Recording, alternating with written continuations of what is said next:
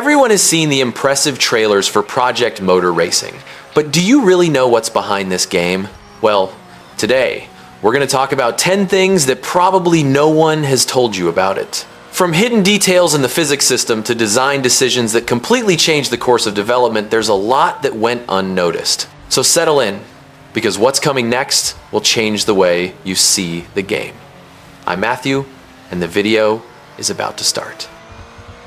When I found out that Ian Bell is behind Project Motor Racing, it was like running into an old friend you thought had disappeared off the map. He's not just a name on the spec sheet. He's the guy who back in the 2000s helped shape what many consider the peak of classic racing sims, with GTR, GT Legends, and Project Cars. For those who lived through that era, knowing that he's back, now with Straight Force Studios, brings a sense of continuity, like coming home after being away for a while.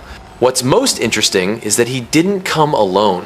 He assembled the studio with former Slightly Mad developers, people who experienced the rise and fall of the Project Cars franchise. This means that the team isn't just trying to repeat the past, but rather take advantage of everything they've learned without the constraints of budget and corporate decisions that hindered previous projects. It's as if Ian Bell is saying, now let's make the sim we always wanted without asking anyone for permission. There's a tone of redemption in all of this. After seeing Project Cars being swallowed by big publishers and losing focus, he decided to start from scratch with a team of veterans and young talents trying to create what he calls the definitive sim. It's not just about graphics or technology, it's about delivering an experience that truly honors the spirit of classic sims, but with the evolution that the genre deserves. What touches me the most is knowing that he still pursues this idea of perfection, even knowing that it's impossible to achieve everything at once. He doesn't just want to repeat what he's already done, he wants to go further, use real data from tires, suspension, physical feedback, and create a game that truly feels like a real race. It's this kind of obsession that makes a difference, because it shows that the project isn't just a job, but a passion that he's carried for decades. The fact that Project Motor Racing was almost called GTR Revival is one of those little homages that only those who lived through the era of classic sims truly understand.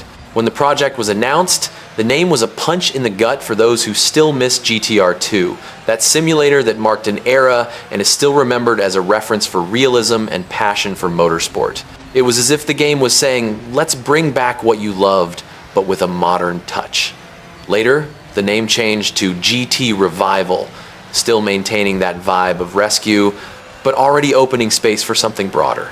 It was still a clear wink to those who grew up competing in GT races, adjusting suspension and tires, and experiencing every detail of the cockpit as if it were real. It was as if the game was saying, we're not just going to copy the past, we're going to evolve, but without forgetting where we came from. The name became Project Motor Racing, and even though it seems less nostalgic, it carries with it all the weight of this trajectory. It's as if the game was saying, let's go beyond the revival, let's create something new, but still with the soul of the old sims. This name change shows that the project has grown, gained new cars, new tracks, and a broader proposal, but has never stopped looking back. This evolution of the name wasn't just a marketing decision, but rather a response to what the game has become. It started as a direct homage to GTR 2, but throughout development, it has transformed into something bigger, more comprehensive, but still with the heart of old school sims. It's as if the game was saying, let's honor the past, but also build the future.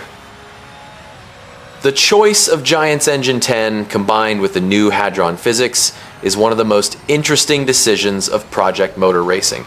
And it's not just because it's a mod-friendly engine, but because of how it changes the game experience. The Giants engine, famous for being the heart of Farming Simulator, is known for allowing deep modifications. So it already signals that the game will be open to the community with the possibility of creating cars, tracks, and even adjusting mechanics. This is rare in racing sims, which are normally closed and difficult to modify. But what really stands out is the Hadron physics, a physics engine created from scratch by director A.J. Weber. It's not just an update. It's an attempt to bring first principle physics that is based on real laws of physics, not on approximations or ready-made formulas. This means that each car, each curve, each acceleration and braking are calculated more realistically, as if they were being tested in an automotive engineering laboratory. It's the kind of detail that makes a difference for those who feel every detail of the steering wheel, FFB, and car feedback. What's really cool is that this physics has been tested by hundreds of professional drivers, including Ben the Stig Collins, one of the most respected names in the world of sims. This isn't just marketing, it's a guarantee that the game isn't just trying to look realistic, but really wants to be a reference for precision. When you hear that even the Stig approved the handling of each car, you can feel that the game was made thinking about those who really want to experience the sensation of being in the cockpit of a race car. This combination of Giants Engine 10 and Hadron physics also shows that the project isn't just trying to copy what already exists, but rather create something new. It's as if the game was saying, let's take advantage of the best of modding, but with physics that really respect those who love sim racing. This is rare because normally racing sims are either very closed or have simplified physics to facilitate access. Project Motor Racing isn't just trying to be another sim, but rather a game that mixes openness to mods, cutting-edge physics, and professional approval. It's a promise that the game will be realistic, accessible, and, above all, made for those who really love sim racing. This curiosity about the car catalog of Project Motor Racing is one of those that really makes the soul of those who enjoy GT1 vibrate, including machines like the Lotus Elise GT1, Gillette Vertigo, Mosler MT900R, TVRT 400R, and Marcos Montara LM600 is going well beyond the obvious, opening the game to those who live behind rarities of the world of racing sims. These are cars that marked an era, but that never left the ghetto of fans because of short trajectories, failures, or just exclusivity. The Lotus Elise GT1, for example, is something that everyone who has played with Gran Turismo or remembers the FIA GT Championship knows, but that has never been a common name in recent sims. It ran only one season, was expensive, unstable, and even considered a failure, but this only increases the charm of the project.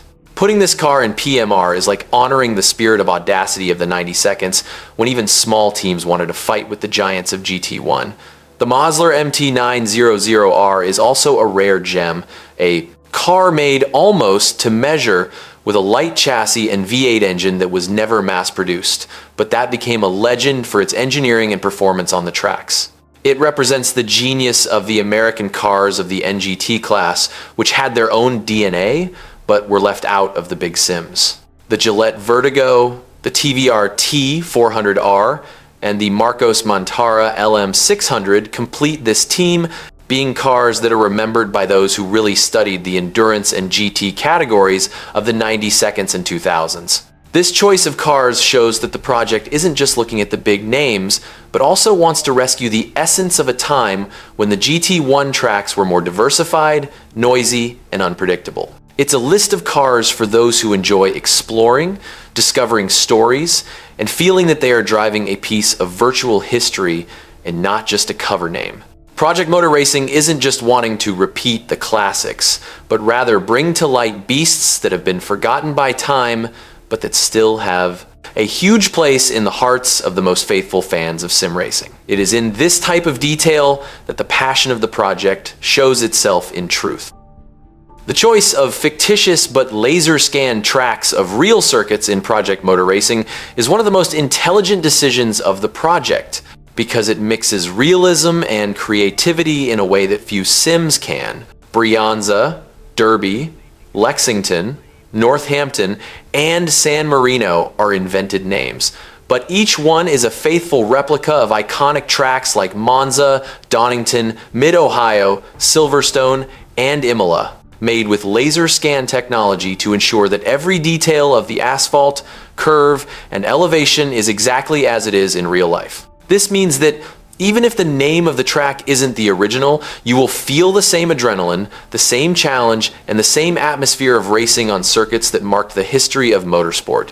It's as if the game was saying, we're going to give you the real experience, but without the licensing problems or restrictions that prevent many sims from using the official names. And the result is a list of 18 locations and 28 layouts, each with its own identity, but all with the precision that only laser scan can offer. What's most impressive is the true two-track system, which evolves the track according to weather conditions and time of day. The track changes with rain, dry, day, and night, creating a unique experience in each race. This isn't just visual. The car feedback, the grip, the behavior of the tires, everything really changes, requiring the driver to adapt to each situation.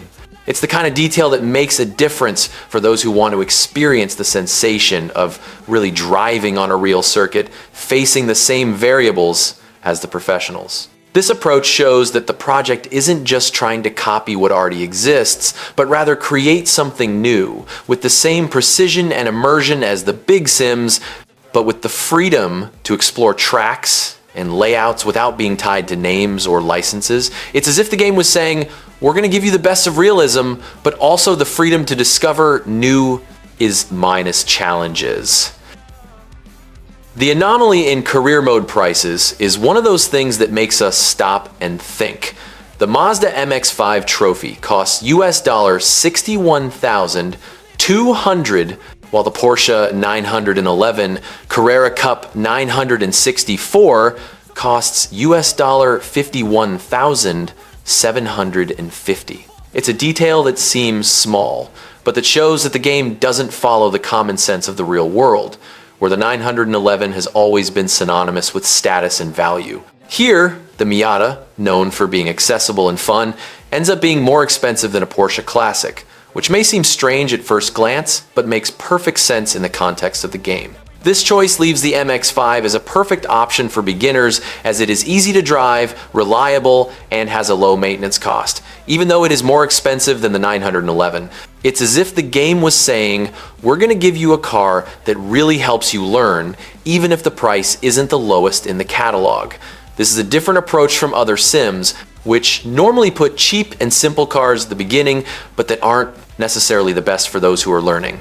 What's most interesting is that this decision shows that the project isn't just trying to copy the real world, but rather create a career system that makes sense within the game. The MX-5, even though it is more expensive, is a car that evolves well, is easy to maintain, and has a consistent performance, which makes it ideal for those who are starting. The 911, despite being a classic, can be more difficult to drive and maintain, which justifies the lower price in career mode.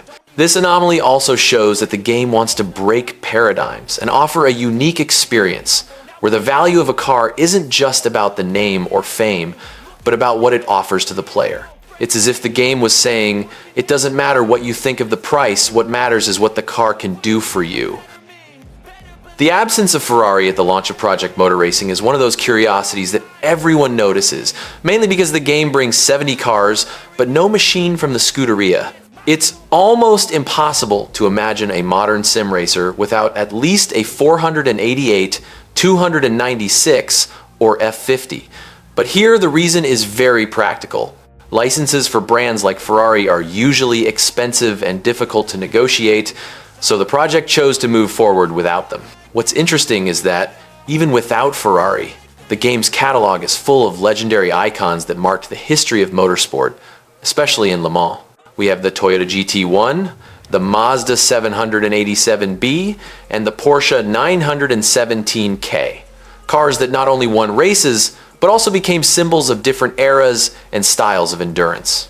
The GT1 is a Japanese masterpiece, the 787B represents the only Japanese triumph in Le Mans, and the 917K is an absolute legend, driven by Steve McQueen and so many others. This choice shows that the project isn't just trying to copy what already exists, but rather create a unique experience focused on cars that really marked an era, even if they aren't the most famous in the whole world. It's as if the game was saying, we're not just going to put what everyone expects. We're going to bring legends that deserve to be celebrated, even if they don't have the most hyped name. What's really cool is that instead of missing Ferrari, the player ends up discovering or rediscovering cars that they may never have driven in other sims. The GT1, the 787B, and the 917K are machines that have personality history, and unique challenges, and this ends up making the career mode even more interesting. The Easter eggs in the trailers are one of the things that most excite fans, because they show that the game isn't just showing what has already been announced, but also hiding details that only those who pay attention notice. In the reveal trailer, for example, fans quickly identified cars like the Gillette Vertigo, Mosler, and TVR on selection screens even before they were officially confirmed. It's as if the game was saying, look, there's a lot more coming, but you'll have to look for it to find out. In the Gamescom trailer, things got even more interesting. A multi-class race appeared, with 4 different categories mixed on the track, something rare in racing sims. In addition, the pit stops were made with raw motion capture, showing the team really working without cuts or special effects. This leaves the feeling that the game is trying to bring a more realistic, but also more fun experience, as if it were playing with the viewer, showing details that are normally hidden behind the scenes. These Easter eggs show that the project isn't just trying to copy what already exists, but rather create a unique experience full of surprises and references for those who really enjoy sim racing. It's as if the game was saying, we're not just going to show what everyone expects, we're going to hide things for you to discover, for you to feel part of the community. What's really cool is that these details aren't just to impress, but also to involve the player, making them feel part of something bigger, as if they were participating in a treasure hunt within the game itself. It is in this type of detail that the passion of the project shows itself in truth, offering a unique experience for those who love sim racing. The implementation of mods on consoles is one of those novelties that really changes the game, especially for those who play on PS5 or Xbox. The game brings a UGC, user-generated content portal, that allows players to download and use approved mods on all 3 platforms: PC, PS5, and Xbox Series. This is inspired by the farming simulator system, known for its stable and accessible mod ecosystem. Despite this openness to mods on consoles, there are important limitations due to the security rules of the platforms. It is not allowed to run scripts in the mods, which reduces the risk of bugs or exploits. So, the approved mods are mainly visual customizations such as cars, tracks, paints, and sounds, which already opens a huge range of possibilities for customization within the game. Having mods approved by the QA team at Giant Studios ensures that everything works with quality, avoiding technical problems for players. This modding system shows that Project Motor Racing wants to unite the best of both worlds, the openness and creativity of the PC, but with the reliability and control of the console platforms. It is a way to ensure that the community has the freedom to create and experiment, but maintaining the stability and security that the public expects. What's really cool is that for fans of the Farming Simulator series, the use of the same game engine and a familiar editor makes the learning curve for creating mods smoother, making it easier for new creators to enter the ecosystem. This can greatly enhance the number of mods and, consequently, the content available to players from launch. Project Motor Racing is betting on innovation and community in a way that few sims do, allowing more players to enjoy quality customizations on all platforms. This combination of control and openness can be an important differentiator for the longevity of the game in the competitive world of racing sims. The collaboration between Project Motor Racing and Farming Simulator is one of those details that show how this new sim is really trying to innovate and create a connected experience full of personality. One of the most fun Easter eggs is the cow Rosie, famous in Farming Simulator, who appears doing a time trial at the legendary Nürburgring within the universe of Project Motor Racing. This is a behind-the-scenes joke that only those who know both games understand, creating a fun bridge between the communities. In addition, Project Motor Racing brings its own radio, called Radio PMR, which is not just a simple channel for music or news. Within the radio program, you will find fictional news about cars and races, but also tracks and Easter eggs hidden in the episodes, which any attentive fan can capture. This creates an immersive and interactive environment, giving the feeling of being inside a great real competition, with small details that surprise and involve. This collaboration and the details hidden on the radio show that the project is not only focused on mechanics and graphics, but also on creating a culture around the game, something that goes beyond the tracks.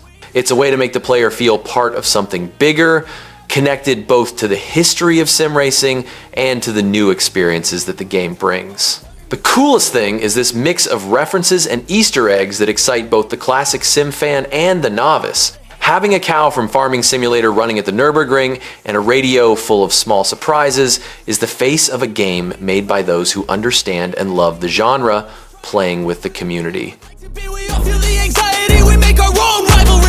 Yo, so where is all the positivity? I feel like we all just hate on everything, it's killing me. Thoughts build quick, causing different